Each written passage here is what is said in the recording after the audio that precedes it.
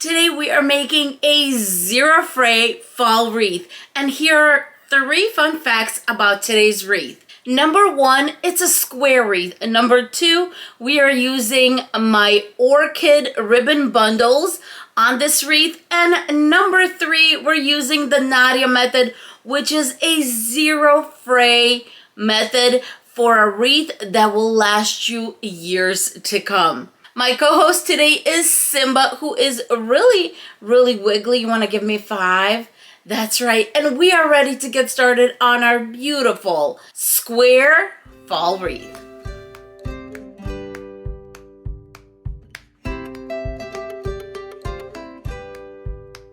Here are the supplies we're going to use for this wreath. We're going to start with Deco mesh. You are going to need 2 full rolls that are 10 inches in width and 10 yards in length, or a total of 20 yards.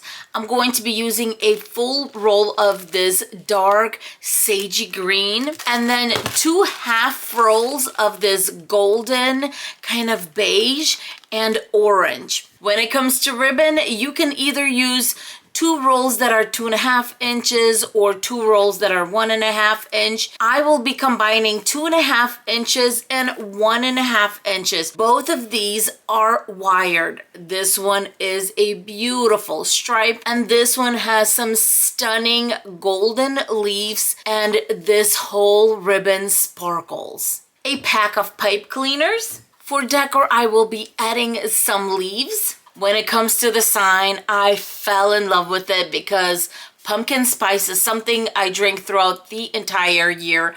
I'm a huge fan. Fall is here.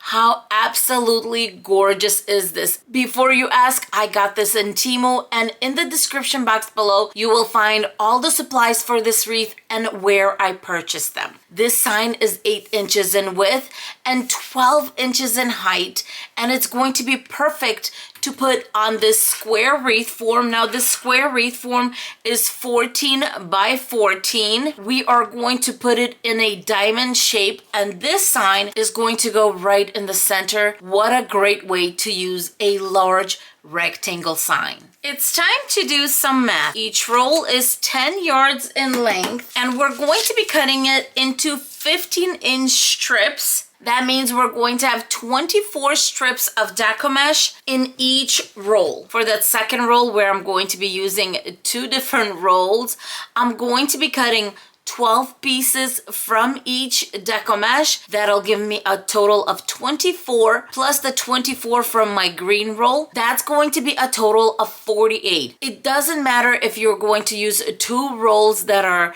the same color, or 2 different rolls, 2 different colors, or in my case, 3 different colors. The main objective is to get 48 total pieces. To cut my Deco mesh, I'm going to be using my favorite rotary cutter. It locks with this little button here, and I absolutely love it. I've been using it for over 2 years now, and I always have a link for it in my description box, and of course you can always find it in my Amazon shop.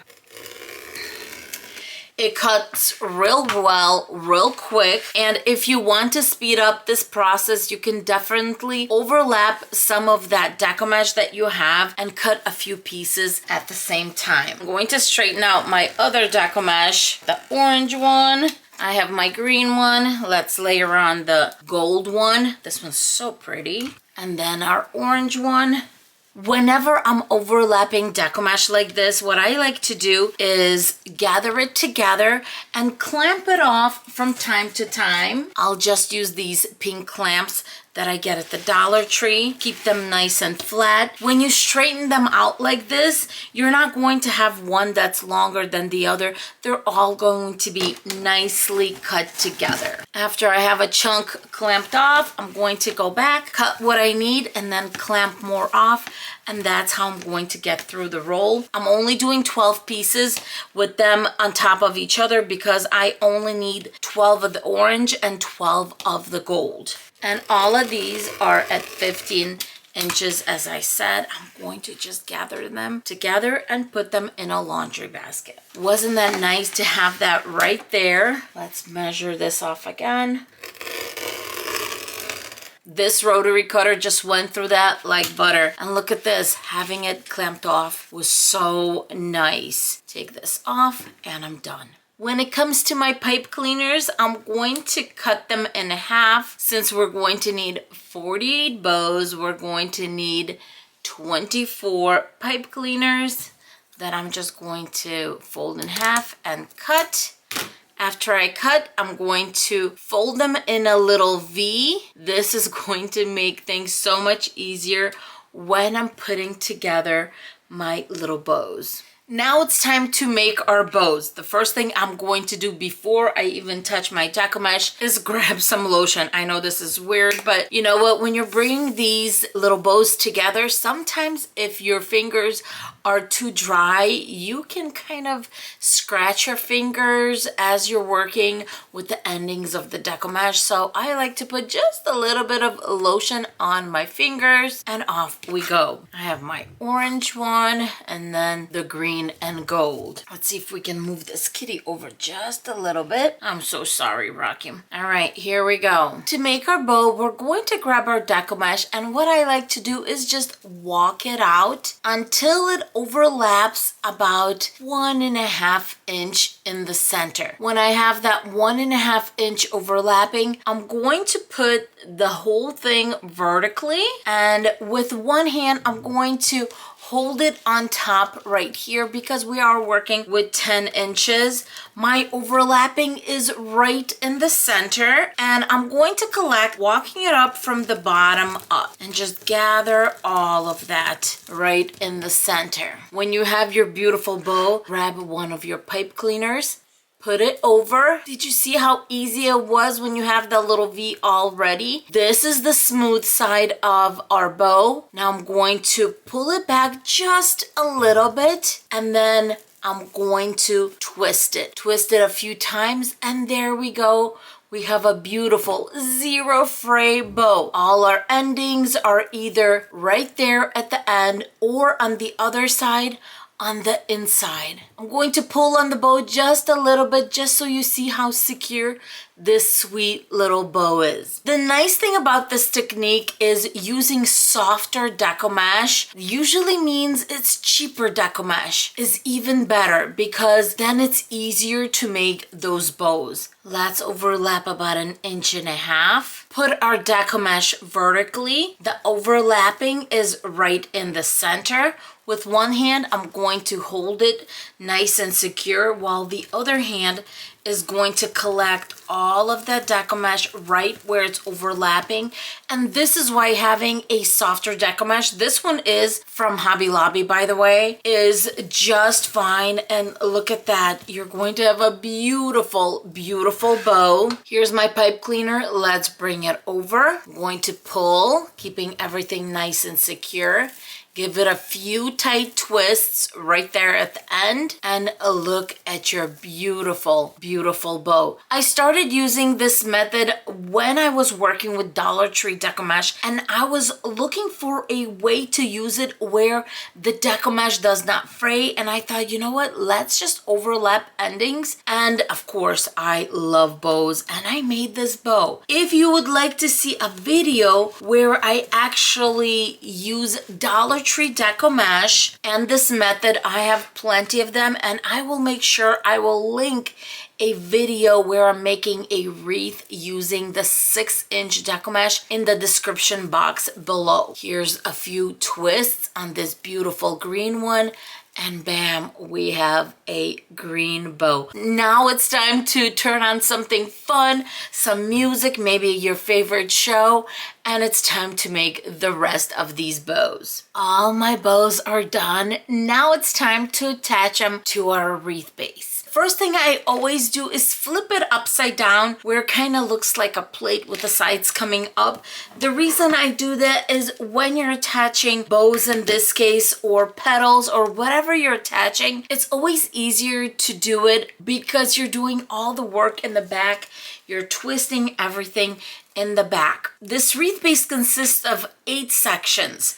The corner ones are a little larger, so we're going to need a little bit more in the corner ones, and then these short ones. So we have 4 of these short ones in between and 4 corners. In these short ones or the middle ones, we're going to put 5 of our bows. On the corners, we're going to put 7. When we add everything up, we're going to have a total of 48 bows. I'm going to be attaching only to that center row, and it's going to stay in place because we have these 2 metal rows that are going to keep this little bow from flipping over to one side or the other, and we're going to attach all of our bows to this center row. When I'm done twisting my pipe cleaner up, it's not that long, so you can cut it off, but I would rather just twist it around that middle row, and I'm just going to bring it in. For this wreath, we're going to be doing green, then gold, green, orange, green, gold, green, orange, all the way around. I'm done with my first section. Look how beautiful those fall colors are coming through. Once you're done making all of those bows, attaching is so quick. It's just boom, boom, boom, boom, boom. And the next thing you know, you're halfway there. I'm going to go ahead and finish up attaching all my bows. This wreath base is all done, and it is a solid wreath base. I love the fact that this is 0 fray, and you can do whatever you want when it comes to decor, whether you're going to put a big bow and maybe a sign right here, or you're going to do ribbon bundles like we're doing in this wreath. So if you are, let's get to the next step. Let's cut our ribbon. We're only going to need 8 pieces of each ribbon, but we are going to measure off at 22 inches. So these are going to be a little longer, and these are one of my favorite ribbon bundles. I call them the orchid because that's what they end up looking. It's almost ridiculous how pretty these turn out on the wreath. When you have your 8 pieces, we're going to fold both ends in half, cut out a little triangle, and make sure that you cut the part that goes over so that you have a beautiful separation of your ribbon and you have your dovetails all done. Same thing with our 1.5 inch ribbon. We're going to cut 22 inch strips of ribbon, and we're going to need 8 of these. Just like with our 2.5 inch ribbon, we're going to fold the ends and cut out a little triangle so that we can get a beautiful dovetail on all the endings. For this next step, we're going to grab our ribbon, of course, and I'm also going to grab 4 pipe cleaners, and I'm going to cut them in half.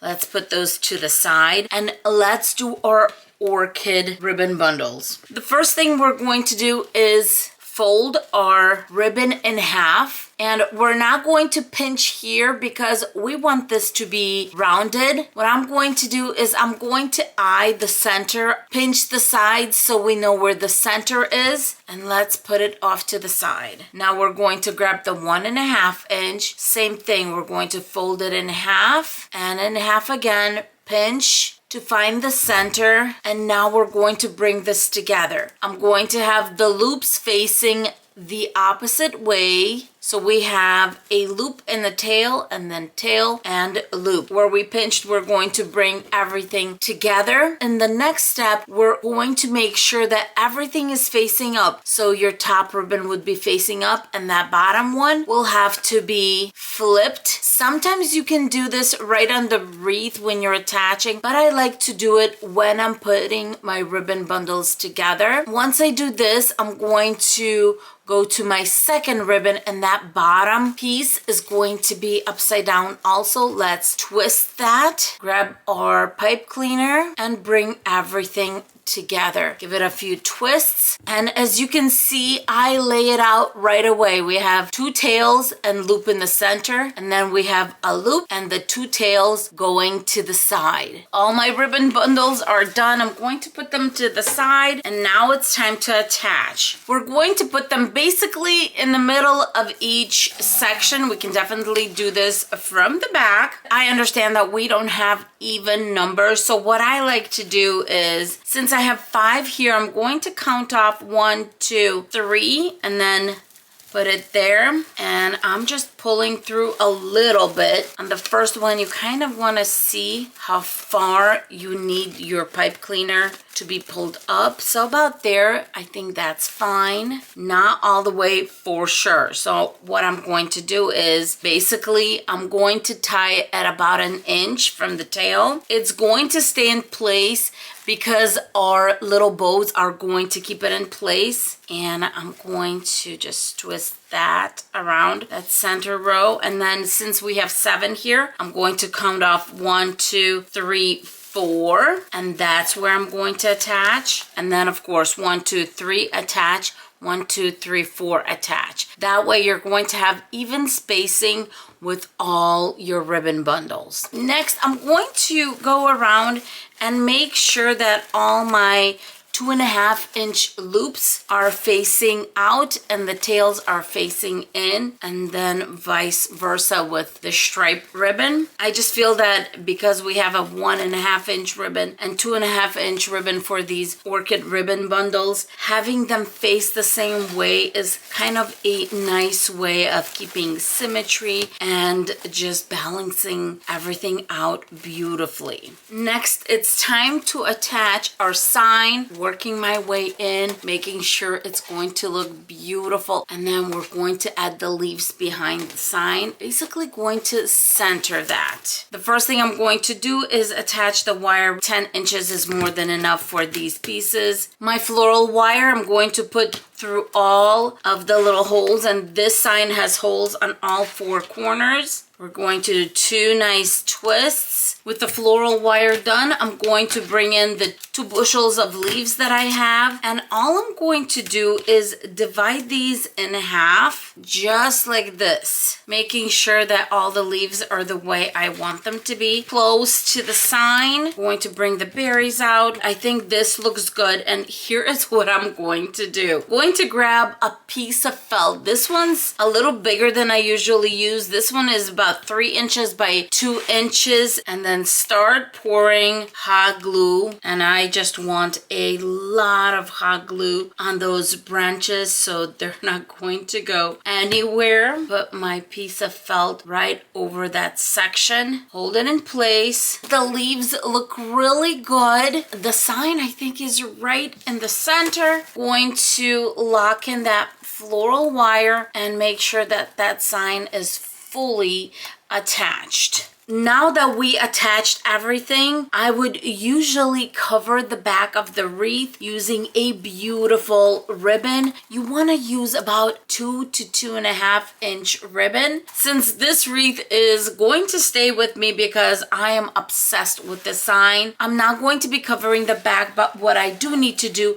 is make sure that I have a hanging loop. For that, we're going to keep it simple. A piece of jute cord that I'm going to tie. Make a few knots on the jute cord. Cut off the excess. With the jute cord in place, now I have my hanging loop. And then of course the last part would be making sure all of the ribbon is nicely laid out. I always get comments with my friends letting me know that, Nadia, make sure you can see that Deco mesh, and you can definitely see that Deco mesh in a lot of areas of this wreath, even though we have leaves covering some of that. But in between those ribbon bundles, you can definitely see your beautiful base. Whenever you can, try to hide that floral wire. The combo of these orchid ribbon bundles and this solid Nadia Method wreath base made for such a beautiful wreath, and one that I can definitely hang in my home for years to come.